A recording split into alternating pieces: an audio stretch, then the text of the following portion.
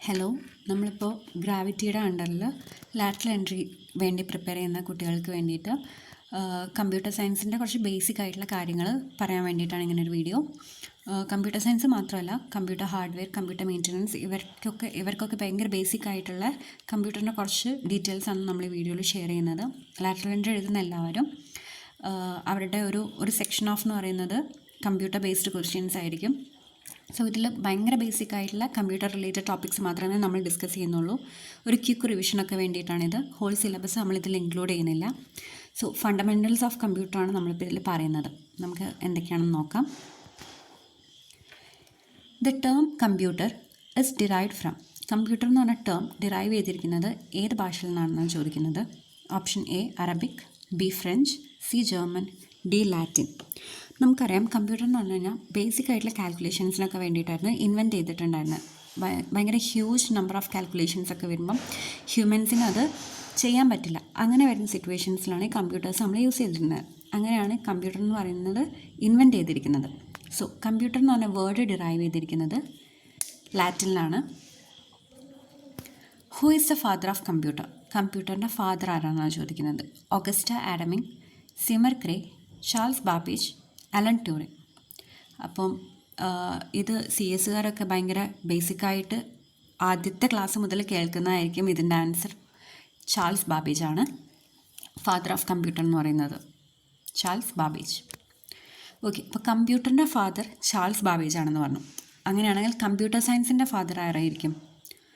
അതേ ആൾ തന്നെയാണ്, Charles Babbage തന്നെയാണ് കമ്പ്യൂട്ടർ സയൻസിൻ്റെ ഫാദറും. ഓക്കെ.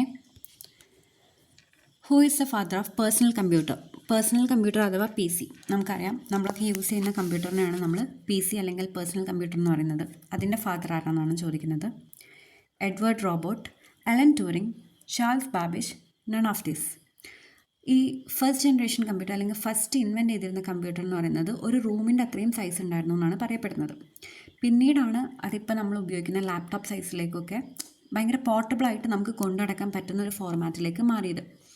അപ്പം ഫസ്റ്റ് ഇൻവെൻറ്റ് ചെയ്തിരുന്ന പേഴ്സണൽ കമ്പ്യൂട്ടേഴ്സിൻ്റെ കാര്യമാണ് ഇവിടെ ചോദിച്ചിരിക്കുന്നത്.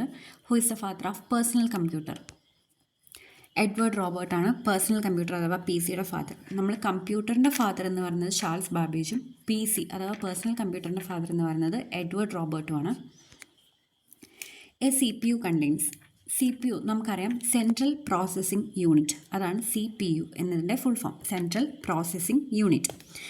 ഈ CPU എന്ന് പറഞ്ഞാൽ ഹ്യൂമൻസിന് ബ്രെയിൻ എങ്ങനെയാണോ അതുപോലെയാണ് ഒരു കമ്പ്യൂട്ടർ സിസ്റ്റത്തിന് വേണ്ടിയിട്ട് CPU ആക്ട് ചെയ്യുന്നത്. അതായത് ഇപ്പോൾ ഹ്യൂമൻ ബ്രെയിൻസിൽ എന്താണ്, നമ്മളെ കാൽക്കുലേഷൻസ് ആയിക്കോട്ടെ, അല്ലെങ്കിൽ നമ്മളെടുക്കുന്ന ഒരു ലോജിക്കൽ ഡിസിഷൻസ് ആയിക്കോട്ടെ, നമ്മുടെ ഹോൾ ബോഡിയെ കൺട്രോൾ ചെയ്യുന്നത് നമ്മുടെ ബ്രെയിനാണ്. അതുപോലെയാണ് ഒരു സിസ്റ്റത്തിന് CPU, അതായത് സിസ്റ്റത്തിനെ കൺട്രോൾ ചെയ്യുന്നതും അതുപോലെ അതിൽ ബേസിക്കായിട്ട് നടക്കുന്ന എല്ലാ ഓപ്പറേഷൻസും ഒക്കെ ഹാൻഡിൽ ചെയ്യുന്നത് ഈ CPU ആണ്. ഇപ്പം അരിത്തമാറ്റിക് ലോജിക്കൽ ഓപ്പറേഷൻസ് ഒക്കെ ഉണ്ട്. അരിത്തമാറ്റിക് ഓപ്പറേഷൻ എന്ന അഡിഷൻ, സബ്സ്ട്രാക്ഷൻ, മൾട്ടിപ്ലിക്കേഷൻ, ഡിവിഷൻ ഇങ്ങനത്തെ കാര്യങ്ങളും. ലോജിക്കൽ ഓപ്പറേഷൻസ് എന്ന് പറഞ്ഞു കഴിഞ്ഞാൽ greater than, less than, equals ഇങ്ങനത്തെ കാര്യങ്ങളൊക്കെയാണ്. സോ ഒരു CPU എന്ന് പറയുന്നത് ബേസിക്കായിട്ടുള്ള എല്ലാ ഓപ്പറേഷൻസും പെർഫോമും ചെയ്യുന്നുണ്ട്, അതുപോലെ തന്നെ സിസ്റ്റത്തിനെ കൺട്രോളും ചെയ്യുന്നുണ്ട്. ഓക്കെ, നമുക്ക് ഓപ്ഷൻസ് നോക്കാം.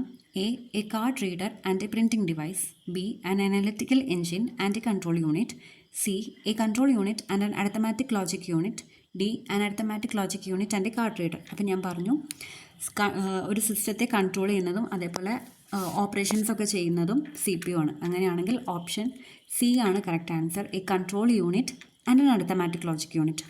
അരിത്തമാറ്റിക് ലോജിക് യൂണിറ്റിനെ നമ്മൾ ALU എന്നും കൂടെ പറയും. ALU അതാണ് arithmetic logic unit. Which of the following controls the process of interaction between the user and the operating system? Okay, operating system എന്ന് പറഞ്ഞു കഴിഞ്ഞാൽ നമ്മുടെ കമ്പ്യൂട്ടറിൻ്റെ ഹാർഡ്വെയറും സോഫ്റ്റ്വെയറും അതിൻ്റെ റിസോഴ്സസൊക്കെ മാനേജ് ചെയ്യുന്നത് ഈ ഓപ്പറേറ്റിംഗ് സിസ്റ്റമാണ്. അതായത് ഇത് യൂസറും കമ്പ്യൂട്ടർ സിസ്റ്റം നമ്മളൊരു ഇൻ്റർഫേസ് ആയിട്ടാണ് ആക്ട് ചെയ്യുന്നത്. സോ ഇതിന് ഈ ഒരു ഇൻട്രാക്ഷനെ കൺട്രോൾ ചെയ്യുന്നത് എന്താണെന്നാണ് ചോദിക്കുന്നത്. അപ്പോൾ ഓപ്പറേറ്റിംഗ് സിസ്റ്റം എന്ന് പറഞ്ഞാൽ എല്ലാ കമ്പ്യൂട്ടറിനും OS ഉണ്ട്, അഥവാ ഓപ്പറേറ്റിംഗ് സിസ്റ്റം ഉണ്ട്. ഹാർഡ്വെയർ എന്ന് പറഞ്ഞാൽ നമുക്കറിയാം ഹാർഡ്വെയർ പാർട്ട് എന്താണ്, സോഫ്റ്റ്വെയർ പാർട്ട് എന്താണെന്നൊക്കെ നമുക്കറിയാം. സോഫ്റ്റ്വെയർ എന്ന് പറഞ്ഞു കഴിഞ്ഞാൽ നമുക്ക് ടാഞ്ചിബിൾ അല്ലാത്ത ഈ കോഡും കാര്യങ്ങളൊക്കെയാണ് സോഫ്റ്റ്വെയർ പാർട്ട് വരിക. ഹാർഡ്വെയർ എന്ന് പറയുമ്പോൾ നമുക്ക് തൊടാൻ പറ്റുന്ന ടാഞ്ചിബിൾ ആയിട്ടുള്ള പാർട്ടുകൾ, അതായത് മദർ ബോർഡ് അങ്ങനത്തെ കാര്യങ്ങളൊക്കെയാണ് ഈ ഹാർഡ്വെയറിൽ വരുന്നത്. അപ്പം ഈ സിസ്റ്റം അതുപോലെ തന്നെ ഓപ്പറേറ്റിംഗ് സിസ്റ്റം ആയിട്ടുള്ള, സിസ്റ്റം മീൻസ് കമ്പ്യൂട്ടറും ഈ ഓപ്പറേറ്റിംഗ് സിസ്റ്റം ആയിട്ടുള്ള ഇൻട്രാക്ഷനെ കൺട്രോൾ ചെയ്യുന്നത് എന്താണെന്നാണ് ചോദിക്കുന്നത്. Options: A user interface, B platform, C language translator, D screen saver. അപ്പം ഏകദേശം മനസ്സിലായിട്ടുണ്ടാവും. യൂസർ ഇൻ്റർഫേസ് ആണ് ആൻസർ. യൂസറും ഒരു സിസ്റ്റവും തമ്മിലുള്ള ഇൻട്രാക്ഷനെ കൺട്രോൾ ചെയ്യുന്നത് യൂസർ ഇൻ്റർഫേസ് ആണ്. The first computer were programmed using. ആദ്യത്തെ കമ്പ്യൂട്ടർ ഏത് ലാംഗ്വേജ് യൂസ് ചെയ്തിട്ടാണ് പ്രോഗ്രാം ചെയ്തിരിക്കുന്നതെന്നാണ് ക്വസ്റ്റ്യൻ. അപ്പം assembly language, machine language, source code, object code. Assembly language എന്ന് പറയുന്നത് ഒരു ഹ്യൂമൻ റീഡബിൾ ഫോമിലുള്ള മെഷീൻ ലാംഗ്വേജ് ആണ്. ഓക്കെ, മെഷീൻ ലാംഗ്വേജ് പറഞ്ഞാൽ സീറോസ് ആൻഡ് വൺസ്, അതായത് ബൈനറി നമ്പേഴ്സ് എന്ന് പറയും. സീറോയും വണ്ണും മാത്രമേ അതിലുണ്ടാവുകയുള്ളൂ മെഷീൻ ലാംഗ്വേജ് എന്ന് പറയുമ്പോൾ. ഹ്യൂമൻ റീഡബിൾ ഫോമിലുള്ളൊരു മെഷീൻ ലാംഗ്വേജിനെയാണ് നമ്മൾ അസംബ്ലി ലാംഗ്വേജ് എന്ന് പറയുന്നത്. അഥവാ ഇത് രണ്ടും ലോ ലെവൽ ലാംഗ്വേജസ് ആണ്, നമുക്ക് മനസ്സിലാക്കാൻ പറ്റുന്ന ഭാഷകളല്ല. ഹ്യൂമൻസിന് ഇതിനെപ്പറ്റി വലിയ ഐഡിയ ഇല്ലാത്തവർക്ക് വായിക്കാൻ പറ്റുന്ന ഒരു ലാംഗ്വേജിലല്ല ഈ മെഷീൻ ലാംഗ്വേജും അതേപോലെ അസംബ്ലി ലാംഗ്വേജും. അതുകൊണ്ടാണ് അതിനെ ലോ ലെവൽ ലാംഗ്വേജ് എന്ന് പറയുന്നത്. ഇനി സോഴ്സ് കോഡ് എന്ന് പറയുന്നത് നമ്മൾ ഇൻപുട്ടായിട്ട് കൊടുക്കുന്ന കോഡ്, അതിപ്പോൾ ഏത് ലാംഗ്വേജിൽ എഴുതിയതായിക്കോട്ടെ, നമ്മൾ കമ്പ്യൂട്ടറിന് കൊടുക്കുന്ന കോഡിനെയാണ് നമ്മൾ സോഴ്സ് കോഡ് എന്ന് പറയുന്നത്. ഒബ്ജക്റ്റ് കോഡ് എന്ന് പറയുന്നത് ഈ സോഴ്സ് കോഡിനെ ചില ട്രാൻസ്ലേറ്റേഴ്സ് ഉപയോഗിച്ചിട്ട് നമ്മൾ ട്രാൻസ്ലേറ്റ് ചെയ്യും. അതായത് കമ്പ്യൂട്ടറിന് മനസ്സിലാവുന്ന ഭാഷയിലേക്ക്, ഇപ്പോൾ നമുക്ക് മനസ്സിലാവുന്ന ഭാഷയിലായിരിക്കും ചിലപ്പോൾ കോഡ് ഉണ്ടാവുക. ഈ പൈത്തണൊക്കെ ഇപ്പോൾ ആഡ് 2+4 എന്നൊക്കെ പറയുന്നത് നമുക്ക് മനസ്സിലാവും. പക്ഷെ അത് കമ്പ്യൂട്ടറിന് മനസ്സിലാവണമെങ്കിൽ ഇതിനെ നമ്മൾ ട്രാൻസ്ലേറ്റ് ചെയ്തിട്ട് കമ്പ്യൂട്ടറിന് മനസ്സിലാവുന്ന ഭാഷയിലേക്ക് മാറ്റണം.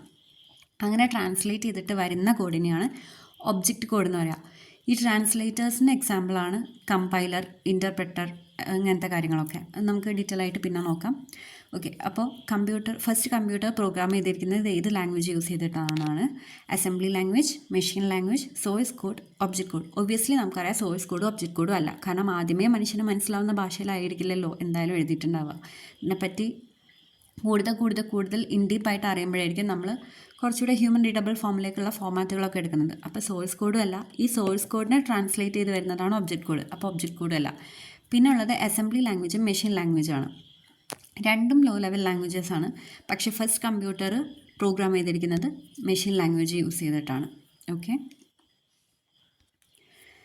Dash is A combination of hardware and software that facilitate the sharing of information between computer device. Computer devices തമ്മിൽ ഇൻഫർമേഷൻ ഷെയർ ചെയ്യാൻ വേണ്ടിയിട്ട് ഒരു ഹാർഡ്വെയർ സോഫ്റ്റ്വെയർ കോമ്പിനേഷൻ ആയിട്ടുള്ള ഒരു സാധനമുണ്ട്. അതെന്താണെന്നാണ് ചോദിക്കുന്നത്.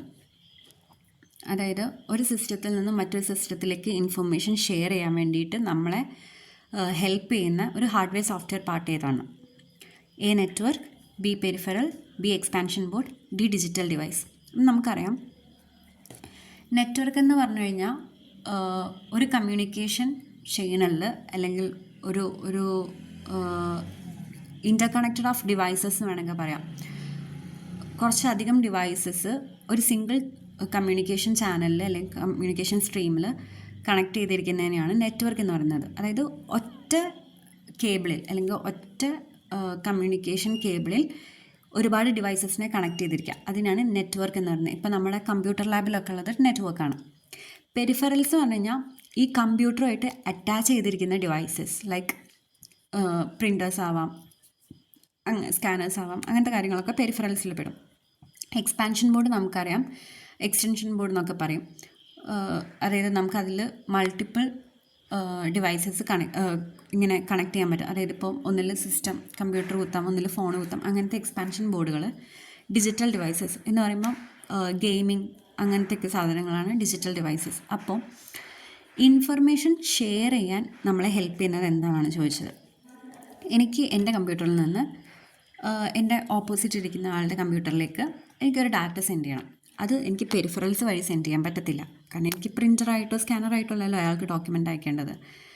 എക്സ്പാൻഷൻ ബോർഡ് വഴി സെൻഡ് ചെയ്യാൻ പറ്റില്ല, ഡിജിറ്റൽ ഡിവൈസസ് വഴി സെൻഡ് ചെയ്യാൻ പറ്റില്ല. അപ്പോൾ ഒബ്വിയസ്ലി നെറ്റ്വർക്ക് വഴി, അതായത് ഒരു കമ്മ്യൂണിക്കേഷൻ ചാനലാണ് ഞങ്ങളുടെ 2 പേരുടെയും ഡിവൈസസ് കണക്ട് ചെയ്തിരിക്കുന്നത്. അപ്പോൾ എനിക്ക് അയാൾക്ക് എന്തെങ്കിലും അയക്കണമെങ്കിൽ ആ ഒരു കമ്മ്യൂണിക്കേഷൻ ചാനൽ വഴി ഷെയർ ചെയ്യാൻ പറ്റും. അതുകൊണ്ട് തന്നെ നെറ്റ്വർക്കാണ് ഇതിൻ്റെ ആൻസർ. ഓക്കെ, ഇന്നിപ്പം ഇത്രയും ടോപ്പിക്സ് നമ്മൾ ഡിസ്കസ് ചെയ്യുന്നുള്ളൂ. ബാക്കി വരുന്നത് നമുക്ക് അടുത്തടുത്ത ക്ലാസ്സുകളിലായിട്ട് നോക്കാം. Okay, thank you.